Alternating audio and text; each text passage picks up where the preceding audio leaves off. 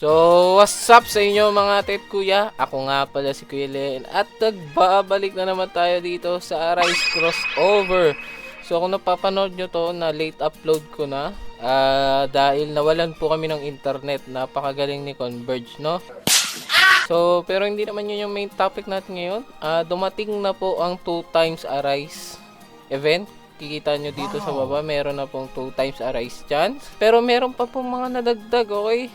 At isa na doon ay yung pag-uusapan talaga natin mamaya, okay? So, umpisahan muna natin to sa pag-wash out.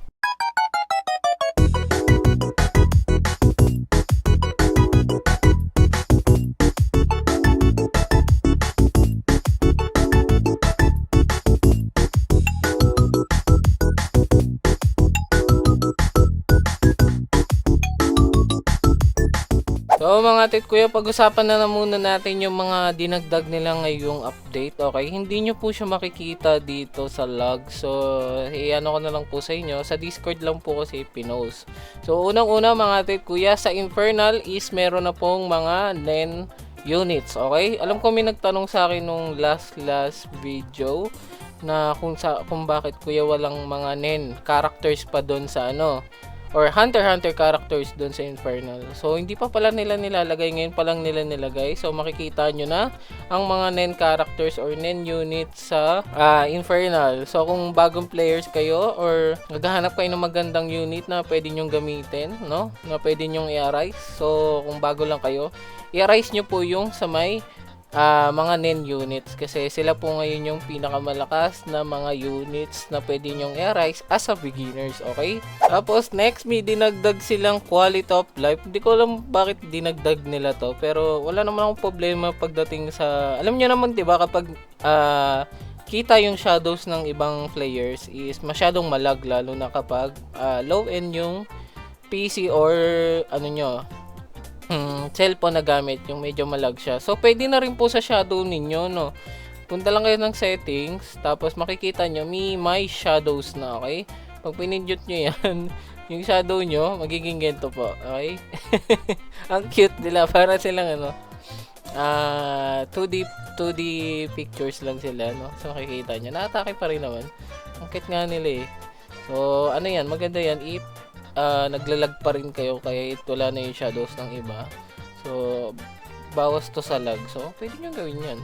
So, ano ko lang pala sa inyo mga titkuya, ang ano po, ang 2 times Arise event is matatapos po bukas ng 11 PM. Okay, hanggang bukas lang po siya ng 11 PM yung Arise chance. So, kung may mga kailangan po kayong gawin or kailangan kayong i-arise katulad ng mga N+ or M, which is pag-uusapan natin mamaya, ngayon yung time na pwede nyong gawin, okay? Kasi bukas lang po ng 11 PM ang itatagal ng 2 times Arise chance. So, another good thing na nangyari po ngayong update mga titkuya is na-increase po ang drop chance ng mga core, okay?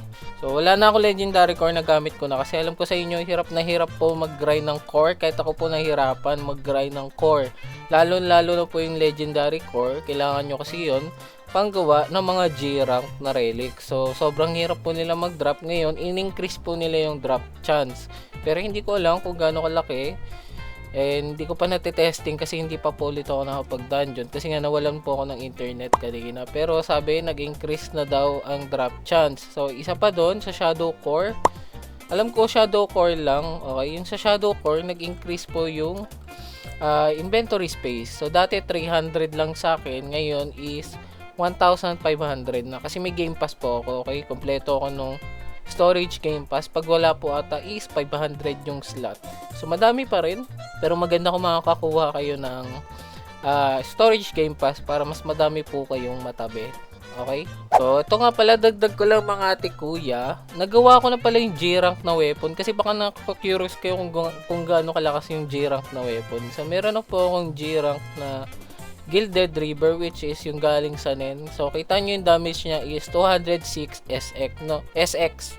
Okay, meron na siyang Shadow Affinity 7 and Sharpness 8. Papakita ko sa inyo kung gaano kalakas yung dagdag niya.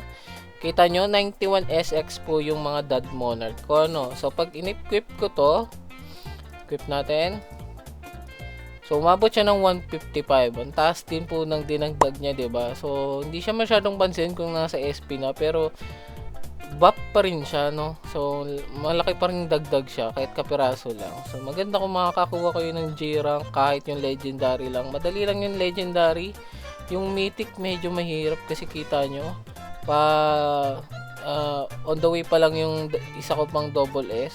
Medyo mahirap sila i-grind compare sa legendary kasi nga sa boss lang po sila nagda-drop. So ngayon pag-uusapan na natin mga tit kuya yung biggest changes dito or malaking pagbabago ngayong update. Okay, hindi ko inaasahan to. Naglabas na po sila ng M-rank unit. Okay, sino yung unang M-rank natin? Syempre walang iba kundi si Monarch. Sino pa ba? Si Monarch po lagi atang magiging bagong rank kapag meron. Kasi sinabi rin ng devs dati na si Monarch lagi ang magiging pinakamalakas, no? So makikita natin sa index, meron na pong M-rank Monarch. Okay? Kita nyo, gumagana na siya. So papakita ko sa inyo kung anong buong stats ng isang M-rank Monarch kapag naka full damage ako. So papakita ko sa inyo, naka full relic and title na ako. Pindutin natin M, then max level, meron po siyang 21 SP and 263 na damage sa ult, no? So ang taas, grabe nung damage niya. Sobra.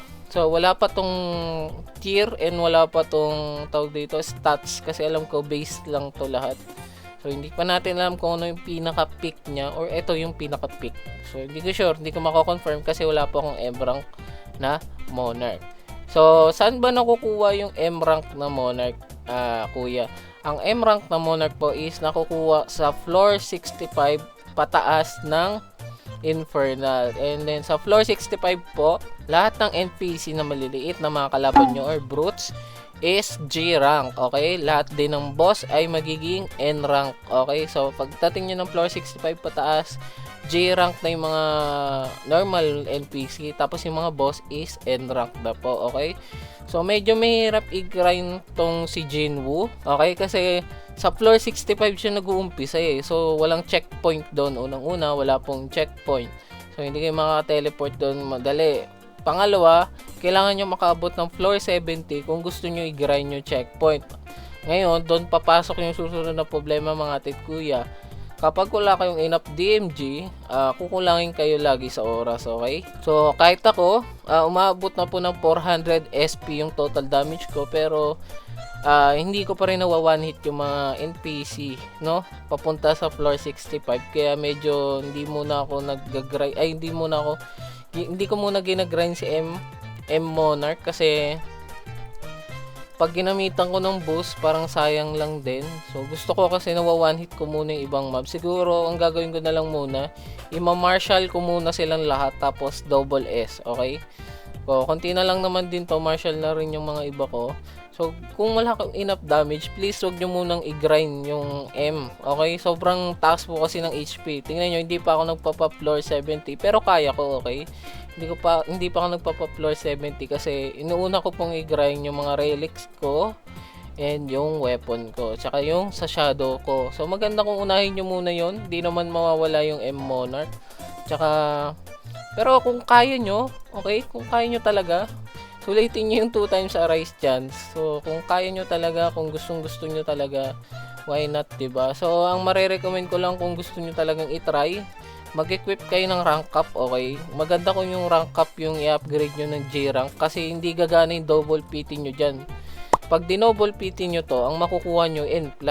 So kailangan mag-double PT tapos papatong-patong rank up nyong relic, okay? Kailangan swertein pa kayo sa rank up para maging M. Kasi wala naman tayong triple PT eh.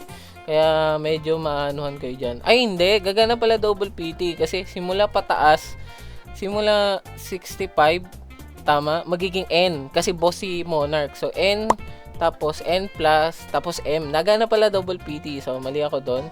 Nagana po pala ang double PT kasi N pala siyang makakalaban nyo, N rank. Tapos magiging N+ kapag rank up PT, tapos double rank up is letter M, okay? So nagana pala siya. So okay lang pala kahit mag-arise rise lock na lang kayo if malapit na kayo sa double PT. Pero kapag malayo pa, mag-rank up po kayo para ma-trigger nyo kagad yung double PT. So yun lang naman yung pinaka marirecommend ko sa inyo pagdating sa pag-grind kay M Monarch. Wala pa akong oras para mag-grind sa kanya kasi madami pa po akong kailangan i-grind bukod sa kanya, and medyo time consuming kasi yung pagpunta sa floor 70, lalo na kapag wala kang enough damage. So ito na lang yung last na pwede kong suggest sa inyo mga tikuya, dahil meron pong 2 times arise chance, mag-grind po kayo ng N plus dot. Okay, kumuha na kayo ng full team. Ito na yung chance nyo makakuha ng full team. Meron na pong 2 times arise chance. Ang gawin nyo na lang pag mag-grind kayo, equip nyo yung title is rank up lock. Okay, bakit rank up lock? Kasi may 2 times arise chance. So hindi mo na kailangan ng arise lock or yung unking. Pagdating naman sa relics, mag-equip kayo ng Eye of Ascension, gawin yung SS if kaya, tapos yung Black Monarch SS if kaya, tapos yung Paranormal SS if kaya. Okay, i-upgrade nyo lang. Tig 10 na epic core lang naman yan, so alam ko kaya nyo yan. So kumuha muna kayo full team mga tit kuya, sa kanyong pag-isipan kung mag-grind ba kayo ng M rank na Monarch para meron kayong idea or meron kayong goal. Huwag po kayong magbira-bira ng walang enough damage kasi kayo rin po mahihirapan. So next video mga tit kuya, tuturuan ko kayo kung paano i-grind yung course. Okay, yung parang full details bibigyan ko kayo. Ngayon kasi nag-iipon pa ako ng keys. Nagamit ko na kasi yung legendary ko, pinang-upgrade ko sa rank up ko. So trinay ko kasi kanina kung kaya ko bang mabilisan yung floor 65. Kaya naman, pero alam mo yun, it takes time pa rin. Gusto ko kasi nawa one hit ko para sulit kapag ginamitan ko ng potion. Okay naman yung boss. Ang boss kasi doon sa pagdating niya sa floor 65 nasa 26 SP. Alam ko may clip ako, papakita ko na lang sa inyo. So makikita nyo yun.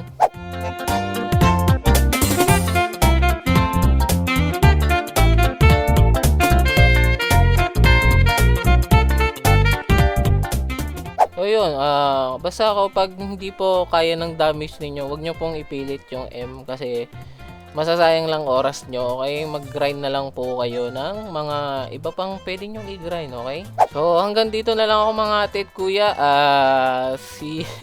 Ang dami ko pa talagang i-grind, so kita-kita na lang tayo next video mga tit kuya. Kung may natutunan naman kayo sa video to, huwag nyo kakalimutan mag-like and subscribe at i-hit nyo yung notification bell para updated po kayo sa mga video natin. So kita-kita tayo bukas mga kuya, tuturuan kayo kung paano mag-grind ng mga course. Okay, so ingat kayo palagi and God bless po sa inyo. Paalam!